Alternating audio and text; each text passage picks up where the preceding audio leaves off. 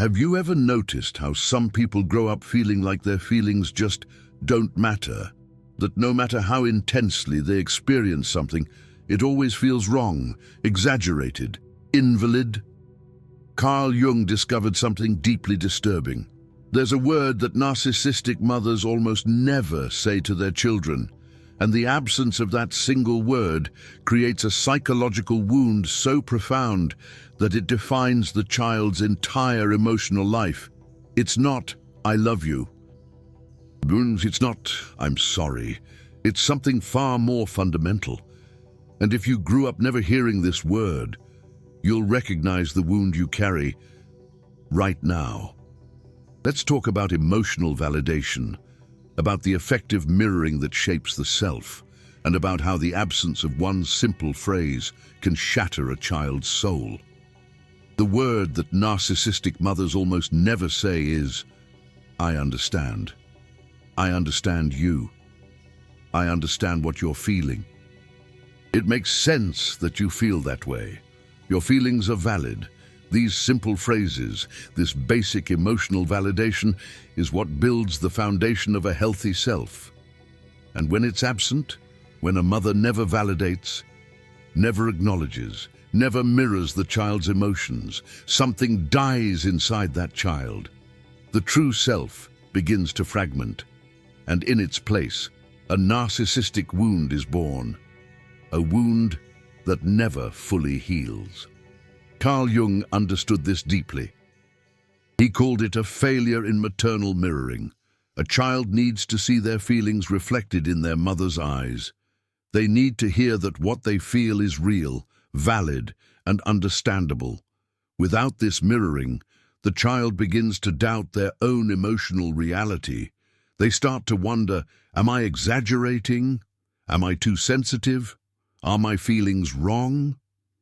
And when a child learns that their feelings are always wrong, they develop one of two adaptations. Either they become emotionally dead, dissociated from everything they feel, building a false self that feels nothing, or they become narcissistic, artificially inflating their sense of importance to compensate for the internal emptiness of never having been validated. Let me tell you about Emily.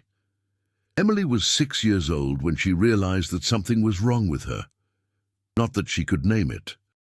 She just knew that whenever she told her mother something, whenever she expressed a feeling, the reaction was always the same: invalidation. Emily comes home crying because a friend at school said something mean. Her mother doesn't even look up from her phone. "You're exaggerating, Emily. She didn't mean anything by it. You're just too sensitive." Emily gets excited because she won an award at school. She runs to tell her mother. Her mother gives a tired smile. "That's nice, honey. Now go do your homework. It's not that special." Emily gets scared during a thunderstorm. She goes to her mother's room. Her mother sighs, annoyed. "You're old enough to not be afraid of thunder. Stop being so dramatic. Go back to your room." Each interaction, each moment, the message is clear. Your feelings don't matter. What you feel isn't real. You don't have the right to feel this way. You're wrong. And Emily, like every child, internalizes this message. Because children can't conclude that their parents are wrong. It would be too emotionally devastating. So they conclude that they are wrong, that there's something fundamentally flawed in them, that their feelings are the problem. By the age of 8, Emily stopped telling her mother things. She stopped expressing emotions. She built a mask of indifference. She learned to not feel, or at least, to pretend that she didn't feel, because feeling was dangerous. Feeling meant being wrong, meant being rejected, invalidated, humiliated. Carl Jung would call this the creation of the false self. The child buries the true self with all of its genuine emotions, because the true self isn't safe, and builds a defensive persona, a mask that shows the world only what is acceptable, approved, validated. But here's the problem. You can bury the true self. But you can't kill it completely. It's still there, underneath, begging to be seen, to be heard, to be validated. And this tension between the buried self and the performative false self creates a constant psychological pain, a feeling of emptiness, of never being real, of never being enough. By the age of 15, Emily had become a perfectionist. Perfect grades, perfect behavior, never a problem. Because maybe, if she were perfect enough, she would finally deserve validation, finally deserve to be seen, heard, understood. But no matter how perfect she was, her mother never said, "I understand you." Never said, "It makes sense you feel that way." Never validated. Because narcissistic mothers can't validate.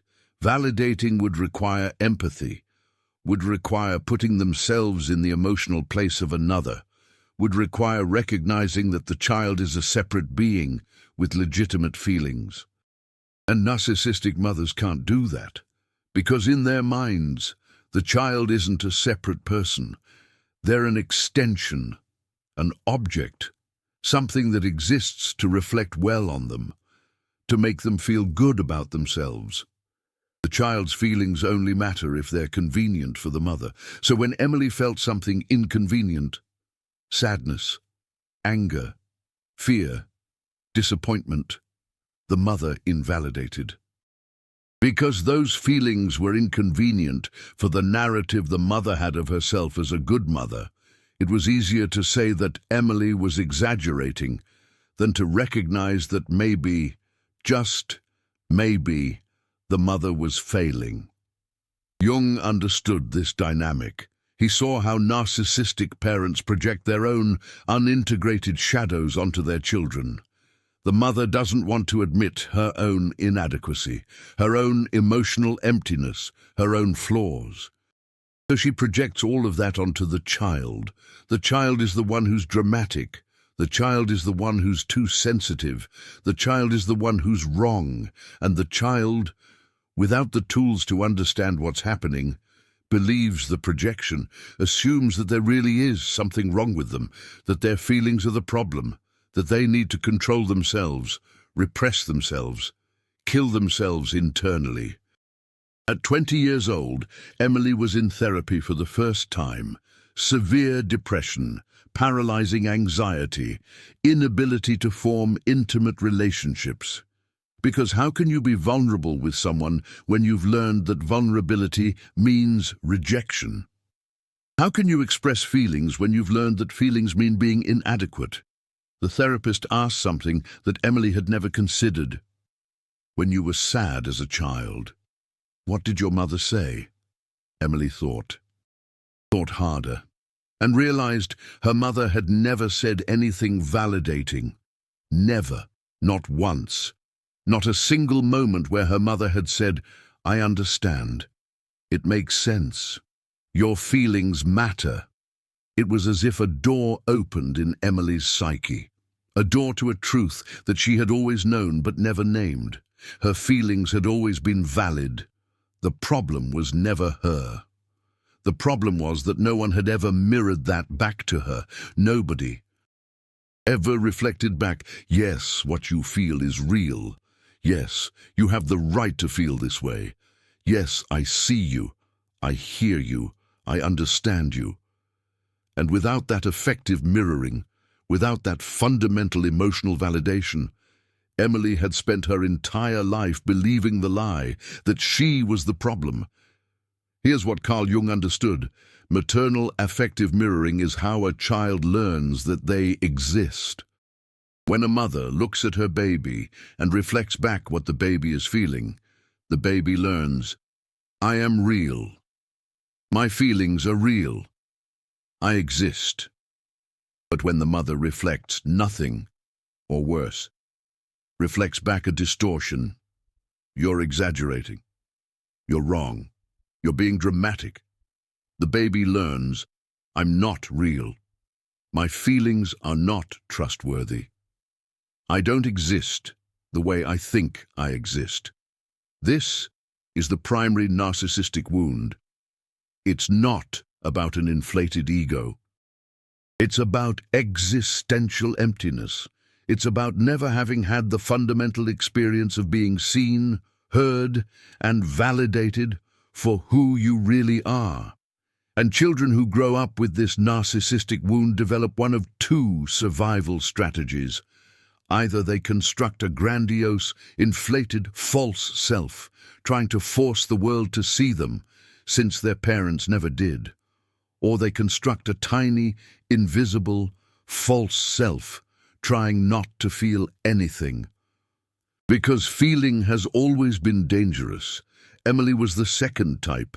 She had become so good at not feeling that she didn't even know who she really was anymore, which emotions were genuinely hers, and which were just performances of what she thought she should feel. The therapist started to do something Emily had never experienced: consistent emotional validation.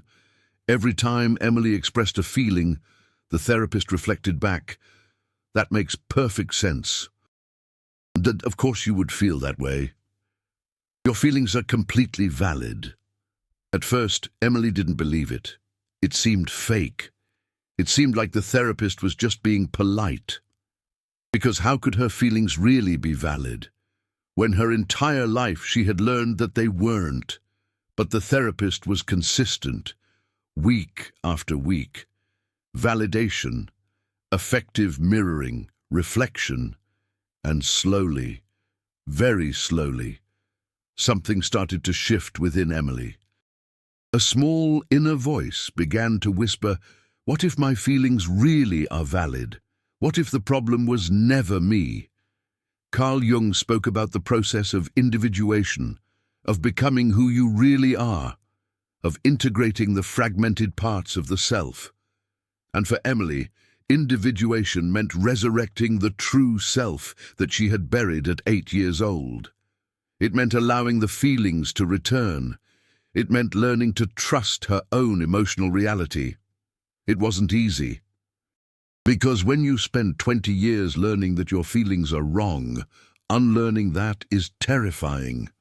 Every time Emily felt something intensely, her mother's voice echoed, "You're exaggerating. You're being dramatic. Stop being so sensitive." But now, Emily had a different voice too. The voice of the therapist. Internalized, "Your feelings are valid. It makes sense you feel this way. I understand." And slowly, that voice began to become Emily's own voice. She began to be able to say to herself, "I understand myself. My feelings make sense to me. I don't need external validation to know that what I feel is real." This is healing. It's not erasing the narcissistic wound. The narcissistic wound will always be there, but it's learning to be for yourself what your mother never was. It's learning self-validation, self-effective mirroring, self-compassion. But wait. Because the story gets more complicated, Emily decided to confront her mother, not with anger, not with accusation, just with truth. "Mom, I grew up feeling like my feelings never mattered, that I was always wrong for feeling what I felt, and it hurt me deeply." The mother's reaction was predictable. She invalidated even that feeling. "You're exaggerating. I always supported you. You're making things up. You're ungrateful." And there, in that moment, Emily saw clearly it wasn't about her. It never had been. The mother was trapped in her own inability to feel empathy, to validate, to see beyond herself. The mother had her own unintegrated shadow, her own unresolved complexes, and it wasn't Emily's job to fix that. Carl Jung would say, "You can't individuate through your parents. You have to individuate despite them. You have to find validation internally, develop your own sense of self. Integrate your own shadows, because waiting for narcissistic parents to change is waiting for something that probably will never happen." Emily left that conversation with her mother, feeling something new: peace. Not because her mother had changed, but because Emily had changed. She didn't need her mother's validation anymore. She had learned to validate herself. Of course, it still hurts. Of course, there are still moments where the narcissistic wound bleeds. Where Emily catches herself thinking, what if my mother had just said, I understand once? How different would my life have been? But she can't change the past. She can only change how she relates to it, and how she relates to her own self. Now, let me tell you what Carl Jung discovered about this narcissistic wound. He realized that when a child never hears, I understand you, something specific happens in their psychological development. The child loses the ability to trust their own perception of reality. Think about it. You're a 5-year-old child. You feel something intensely. Anger, sadness, fear, joy.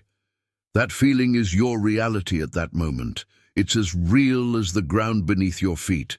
But then you express that feeling to your mother, and she says, you don't feel that. You're exaggerating. It's nothing. No, stop being dramatic. Now, you have two conflicting realities. Your internal reality, where the feeling is real, intense, true, and the reality that your mother is imposing, where that feeling doesn't exist, isn't valid, isn't real. And which reality does a 5-year-old child choose to believe? Their own, or their mother's, who is supposedly wiser, more adult, more certain? The child always chooses the mother's reality.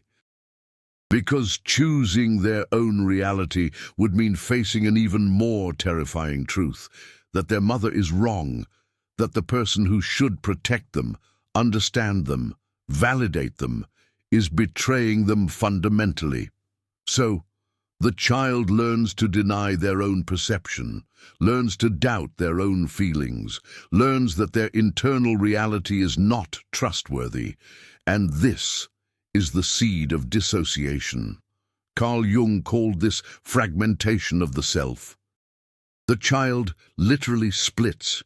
One part of them knows that the feeling is real. Another part has learned that that feeling cannot be real.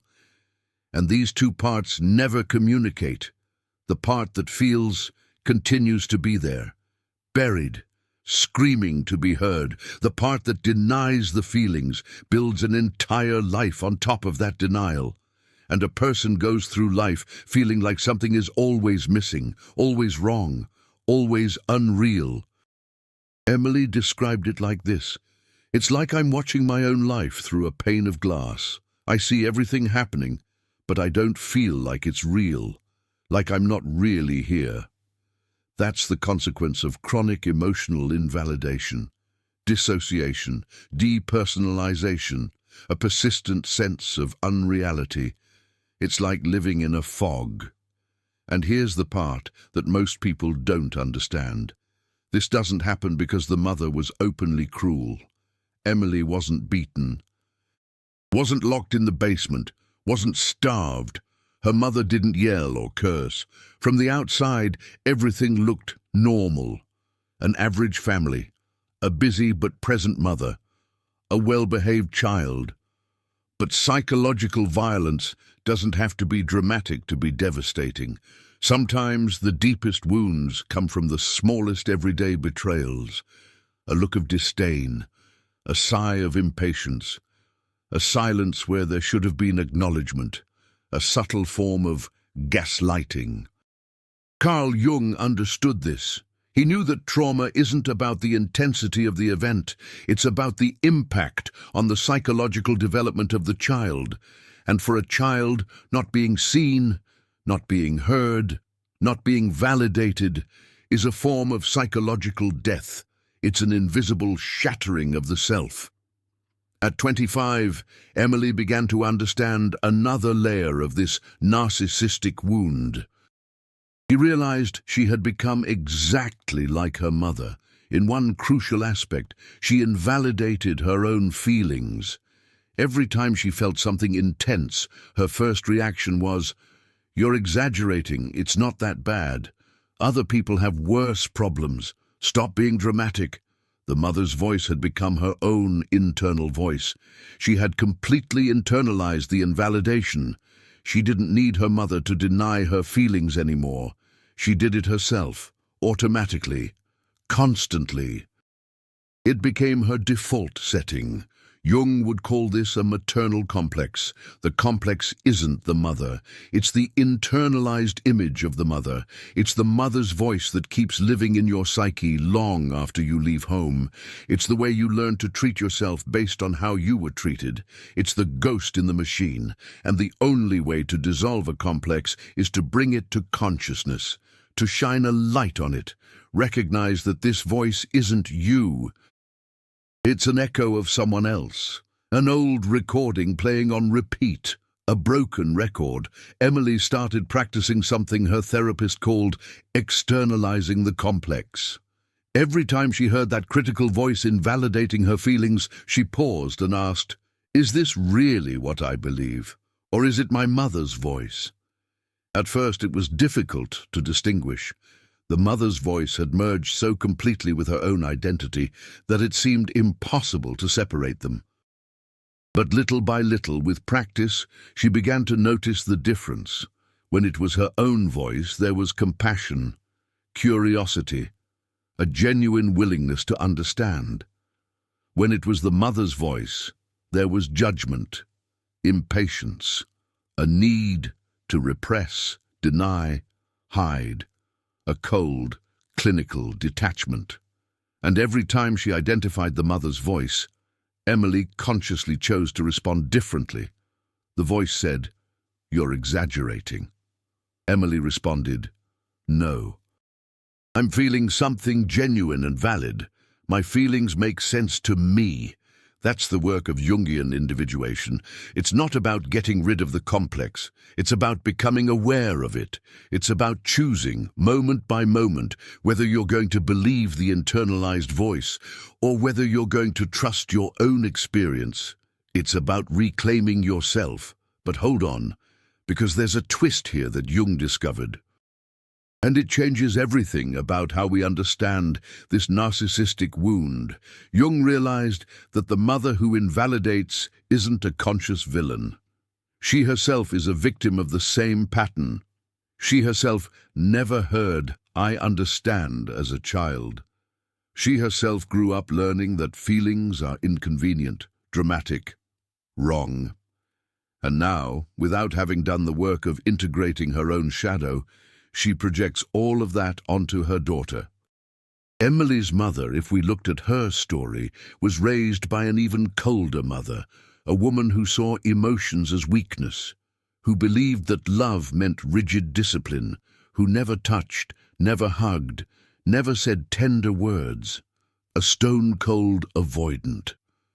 Emily's mother, as a child, also cried alone in her room, also learned that her feelings didn't matter, also buried her true self and built a defensive false self. And now, without realizing it, she's passing the exact same narcissistic wound onto the next generation. It's a tragic echo. Jung called this psychic inheritance. The unresolved traumas of the parents become the traumas of the children. The unintegrated shadows pass from generation to generation. The cycle continues until someone has the courage to stop, look, and say, "Stop. This ends here." And that was the most important decision that Emily made.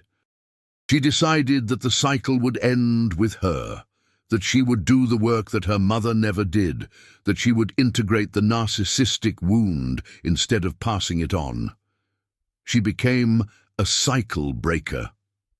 Years later, when Emily had her own daughter, she did something different.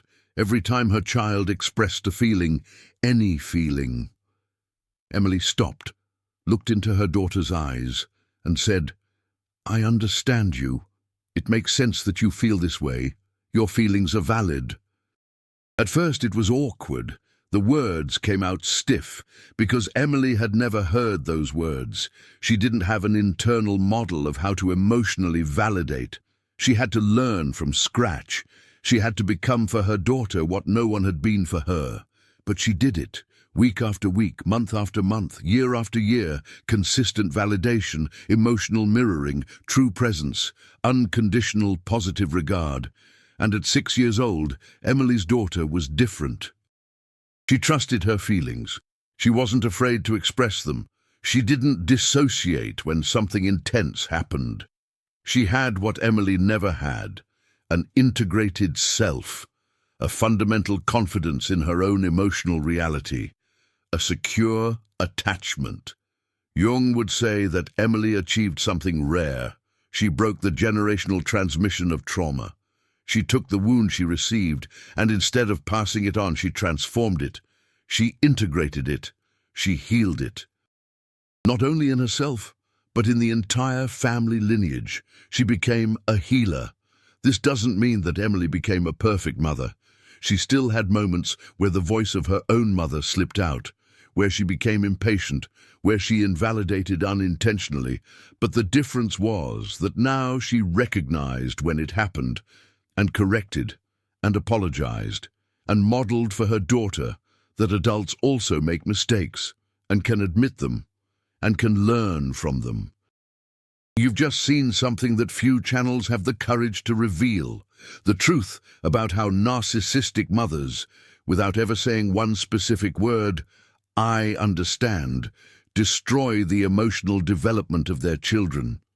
The truth about how chronic invalidation creates narcissistic wounds that last for generations. The truth about how Carl Jung understood the formation of the false self and the fragmentation of the true self.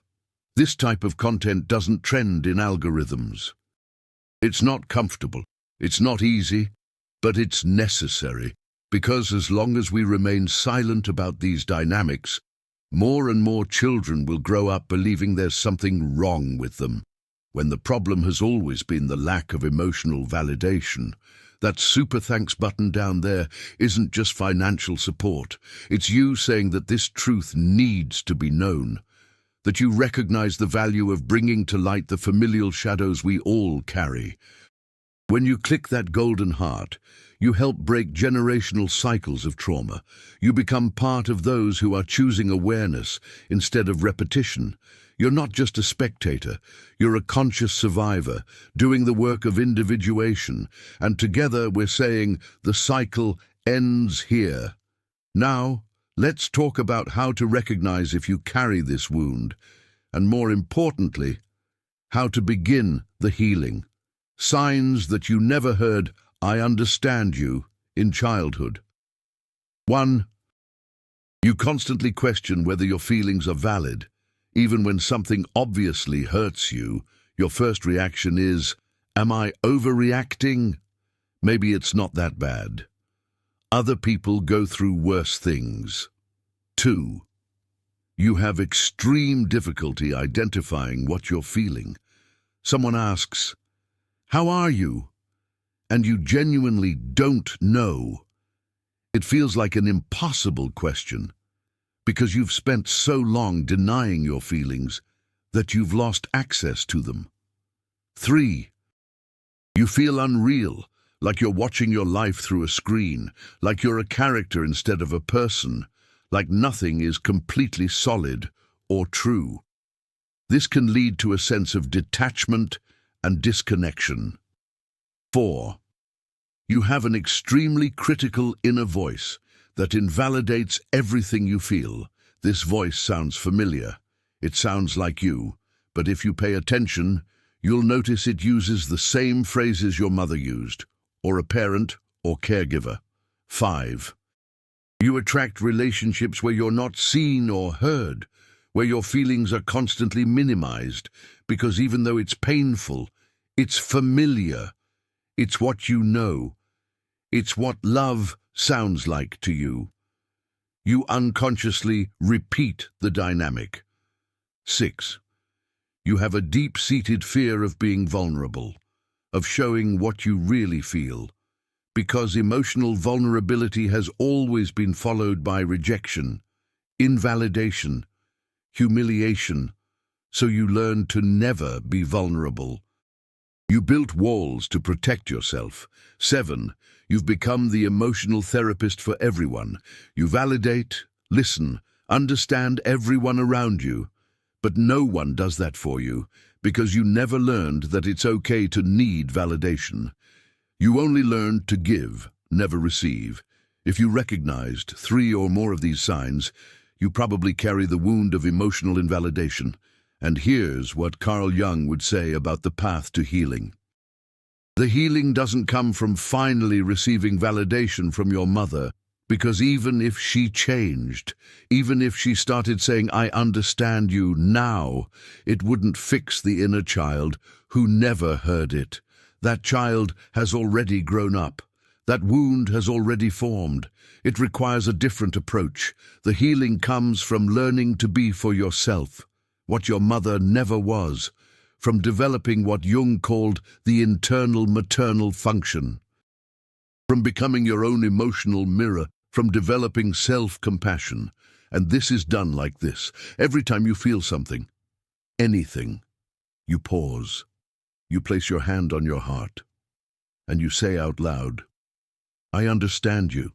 It makes sense you feel this way. Your feelings are completely valid. In the beginning, it will seem absurd, fake, strange, because you've never heard these words directed at you. But keep doing it, day after day, week after week. Eventually, something changes. The internalized voice of your mother starts to weaken, and a new voice, your own voice, compassionate and validating, starts to emerge. Another practice, writing letters to your inner child. Letters where you say everything she never heard. "I see you. I understand you. What you feel is real. It wasn't your fault. You were always enough. You always deserved to be seen, heard, validated." These practices aren't superficial New Age fluff. They are direct applications of Jungian psychology, of shadow integration, and healing the fragmented self. Carl Jung practiced exactly this. He would sit and dialogue with his own internal parts, validated, integrated, healed. Jung understood that confronting the shadow self was essential. And there's one last thing that Carl Jung would say, maybe the most important: you are not alone in this wound. Millions of people grew up without hearing, "I understand you." Millions carry this primary narcissistic wound. Millions feel that there's something fundamentally wrong with them, when the problem has always been the lack of effective mirroring. It is a very common experience. You are not broken. You are not dramatic. You are not exaggerating. Your feelings have always been valid. The problem was never you. The problem was that no one mirrored that back to you when you needed it most. But now you know. Now you see the wound. Now you understand the pattern. And with awareness comes choice. You can choose, from today, to validate your own feelings.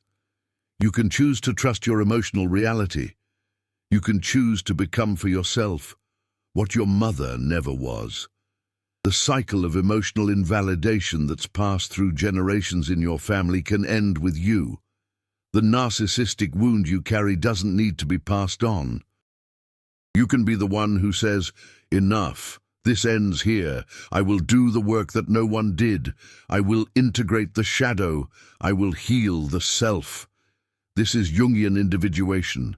It's not magic. It's not quick. It's not easy. But it's possible, and it's worth it, because in the end, you're not just healing yourself. You're healing the entire lineage, past and future. So here's my question for you. What was the phrase you never heard? What specific emotional validation was missing in your childhood? Comment down below. Not for me, for you. Because naming the wound is the first step to integrating it. And when you write in the comments, you validate your own experience in a way you may have never done before. Write it there. "I understand you. And I promise, your feelings are completely valid."